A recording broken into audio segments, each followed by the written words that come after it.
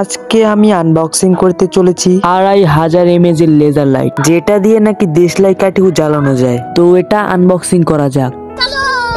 আজকে আমি আনবক্সিং করব এই ছুরি দিয়ে। তো আনবক্সিং শুরু করা যাক।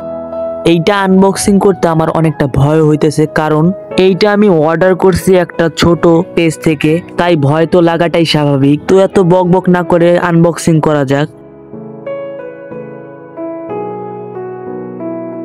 আসলে এটা আনবক্সিং করা অনেক টাফ, কারণ প্রোডাক্টটা অনেক হার্ড ভাবে প্যাকেটিং করা।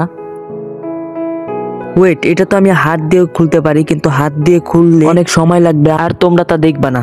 আর একটু হলে আমার চোখে লাগতো ছুরিটা।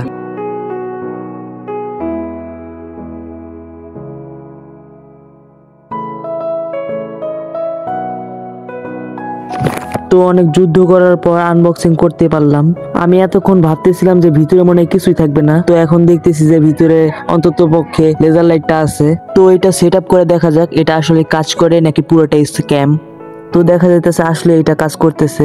আর এইটা টেস্ট করতে গিয়ে আমি অনেক ভয় পাইছিলাম। লাইটটা মোবাইলের ক্যামেরাতে ধরাতে ক্যামেরা পুরোপুরি ব্লার হয়ে গেছিল। এবার আমরা দেখবো হাতের স্ক্রিনে লাইট দেওয়ার ফলে কোনো ক্ষতি হয় কিনা। এটা আসলে ততটা ক্ষতি করে না, শুধুমাত্র হাতে একটু জ্বালা পোড়া হয়। আজকের ভিডিওতে এই পর্যন্তই। ভালো লাগলে লাইক, কমেন্ট, শেয়ার করো। আল্লাহ হাফেজ।